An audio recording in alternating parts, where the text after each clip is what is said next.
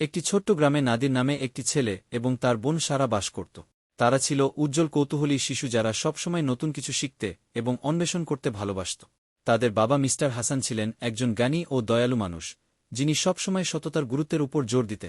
একদিন দুপুরে নাদির এবং সারা জঙ্গলের পাশে খেলছিল, তখন তারা সুন্দর উজ্জ্বল পালকযুক্ত একটি পাখি দেখতে পেল।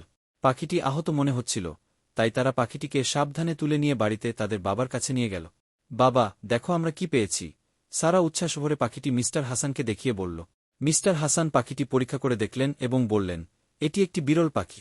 আমাদের যতক্ষণ না এটি আবার উঠতে পারে ততক্ষণ যত্ন নিতে হবে। শিশুরা সাহায্য করতে পেরে আনন্দিত ছিল। তারা পাখিটির জন্য একটি ছোট আশ্রয়স্থল তৈরি করল এবং প্রতিদিন খাবার দিল। কয়েকদিন পর মিস্টার হাসান এর অসুস্থ আত্মীয়কে দেখতে গ্রাম ছেড়ে যেতে হল। তিনি নাদির এবং সারাকে পাখিটির যত্ন নিতে এবং যা কিছুই ঘটুক না কেন সত্য কথা বলার জন্য কঠোর নির্দেশ দিয়ে গেলে। এক সকালে যখন মিস্টার হাসান অনুপস্থিত ছিলেন, নাদির এবং সারা ভুলক্রমে পাখিটির আশ্রয়স্থল খোলা রেখে দিয়েছিল। পাখিটি তখন কিছুটা সুস্থ হয়ে গিয়েছিল।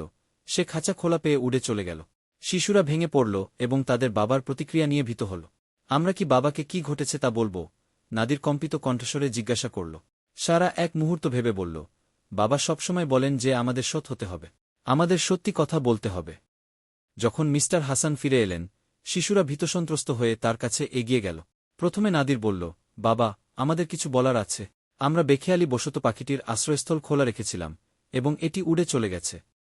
মিস্টার হাসান তাদের উদ্বিগ্ন মুখগুলির দিকে তাকালেন এবং দীর্ঘশ্বাস ফেললেন, কিন্তু তিনি রাগান্বিত হননি। বরং তিনি হাঁটু গেড়ে বসলেন এবং তাদের উভয়কেই আলিঙ্গন করলেন। সত্যি কথা বলার জন্য আমি তোমাদের উপর গর্বিত, তিনি কোমলভাবে বললে। প্রত্যেকে ভুল করে, কিন্তু সেগুলো স্বীকার করতে সাহস লাগে। নাদির এবং সারা স্বস্তি পেল। তারা বুঝতে পেরেছিল যে সততা, যতই কঠিন হোক না কেন, সর্বদা সত্য বলতে হবে। সেই দিন থেকে তারা সততা এবং আন্তরিকতার মূল্যবোধ বুঝতে পারল।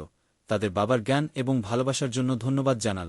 এভাবে নাদির, সারা এবং মিস্টার হাসান সর্বদা সত্য কথা বলার নীতিতে পরিচালিত হয়ে তাদের গ্রামে সুখে শান্তিতে বসবাস করল।